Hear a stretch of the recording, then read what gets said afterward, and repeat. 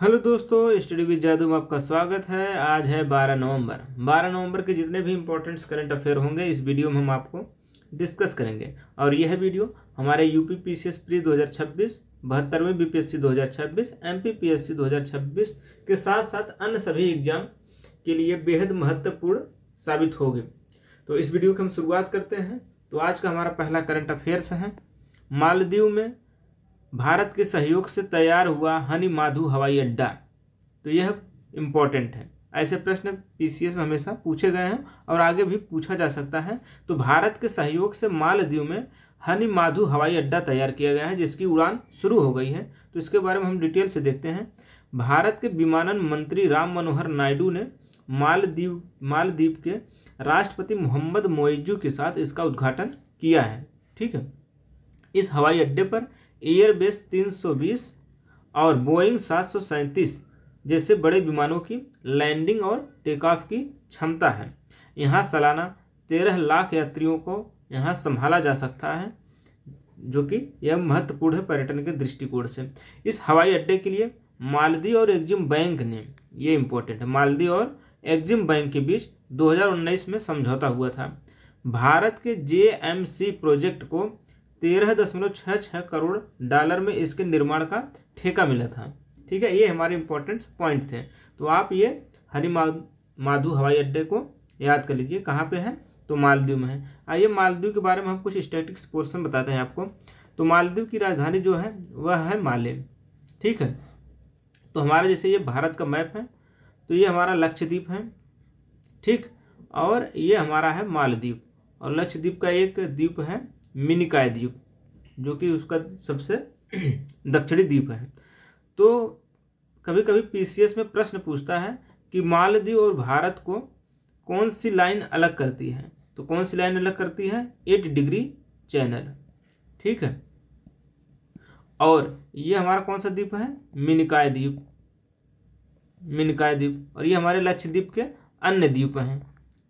ठीक, तो मिनिकॉय द्वीप को लक्षद्वीप से कौन द्वीप अलग करता है, कौन चैनल अलग करता है? तो यह है 9 डिग्री चैनल। ठीक है, तो 9 डिग्री चैनल हमारे लक्षद्वीप के मिनिकॉय द्वीप को लक्षद्वीप से अलग करता है, और 8 डिग्री चैनल जो है वह लक्षद्वीप के को मालदीव से अलग करता है। तो ये पीसीएस में यह फैक्ट पूछा जाता है। तो आइए हम अपना अगला करंट अफेयर से देखते हैं। गूगल ऑस्ट्रेलिया के हिंद महासागर स्थित क्रिसमस आइलैंड पर नया जो है AI डेटा सेंटर बनाएगा। तो ये इंपॉर्टेंट है। ये क्या इंपॉर्टेंट है? ये क्रिसमस आइलैंड इंपॉर्टेंट है। क्रिसमस आइलैंड किसके अधिकार में है? तो ऑस्ट्रेलिया के अधिकार में है। तो ऐसे प्रश्न भी पूछ लिए जाते हैं। तो क्या करेगा यहाँ गूगल जो है ना अपना AI डेटा सेंटर बनाएगा। तो ऐसा प्रश्न पूछ सकता है कि हाल ही में गूगल ने AI डेटा सेंटर कहाँ बनाया है? तो ऑस्ट्रेलिया के क्रिसमस आइलैंड पर। तो ये इंपॉर्टेंट होगा।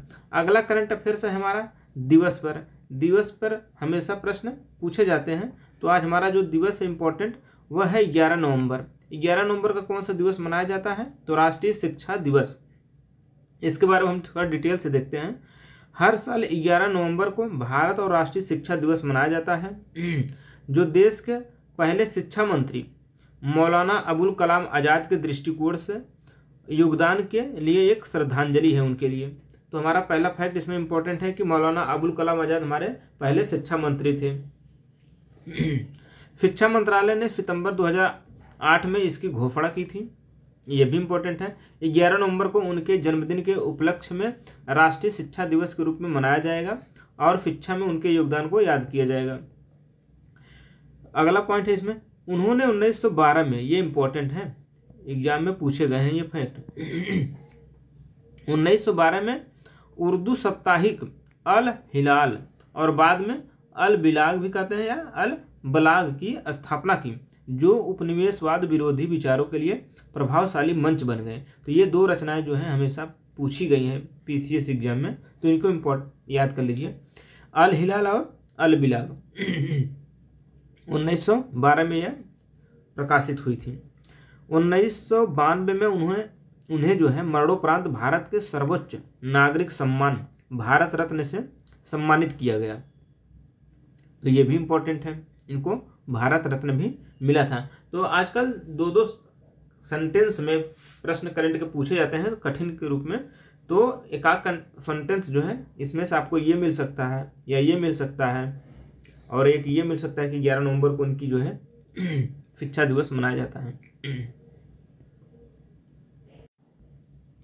और अगला हमारा करंट अफेयर्स है, प्रसिद्ध लेखक सलमान रुश्दी को ओहायो में आयोजित डेटन लिटरेरी पीस प्राइज कार्यक्रम में लाइफ टाइम अचीवमेंट पुरस्कार से सम्मानित किया गया है। तो ये भी इम्पोर्टेंट है। तो सलमान रुश्दी को कौन सा पुरस्कार मिला है?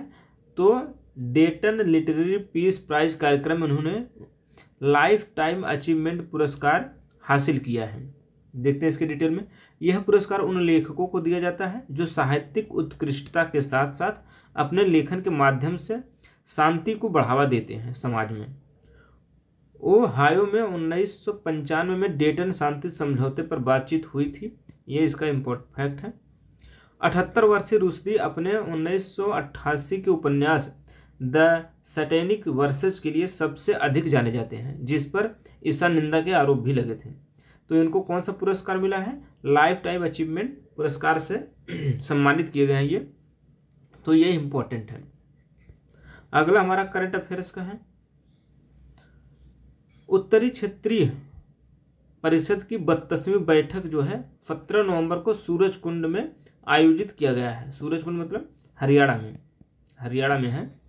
तो हरियाणा में हमारा जो है उत्तर क्षेत्रीय परिषद की 32वीं बैठक जो है आयोजित की गई है। इसकी अध्यक्षता कौन करता है? तो केंद्रीय गृह मंत्री करते हैं, जो कि इस समय हमारे अमित शाह हैं। इसमें कौन कौन से राज्य शामिल हैं उत्तरी क्षेत्रीय परिषद में? तो पंजाब, हरियाणा, हिमाचल प्रदेश, राजस्थान, इसके साथ साथ केंद्र शासित प्रदेश चंडीगढ़, राष्ट्रीय राजधानी क्षेत्र दिल्ली, जम्मू कश्मीर तथा लद्दाख शामिल हैं इसमें। आइए इसके बारे में थोड़ा हम स्टैटिक पोर्शन आपको बताते हैं। देखिए, जो हमारे क्षेत्रीय परिषद है ना, यह एक वैधानिक निकाय है। कौन सा निकाय है? वैधानिक निकाय है। यह संवैधानिक नहीं है, संवैधानिक नहीं है। ये कौन सा निकाय है? वैधानिक निकाय है। और यह इसकी स्थापना हुई थी राज्य पुनर्गठन अधिनियम 1956 के तहत यह स्थापित की गई थी। तो हमारे 5 क्षेत्रीय जो है परिषद बने थे उस टाइम, जब 1956 में राज्य पुनर्गठन अधिनियम के अनुसार। तो वो था उत्तरी, मध्य, पूर्वी, पश्चिमी और दक्षिणी क्षेत्रीय परिषद। उसके बाद जो है 1971 में एक और परिषद निर्मित हुआ जिसका नाम था उत्तर पूर्वी परिषद। तो अब टोटल कितने हमारे पास परिषद हैं? तो 6 क्षेत्रीय परिषद हैं। तो ये थे इसके इम्पोर्टेंट फैक्ट। तो आज के इतने इम्पोर्टेंट करंट अफेयर्स थे।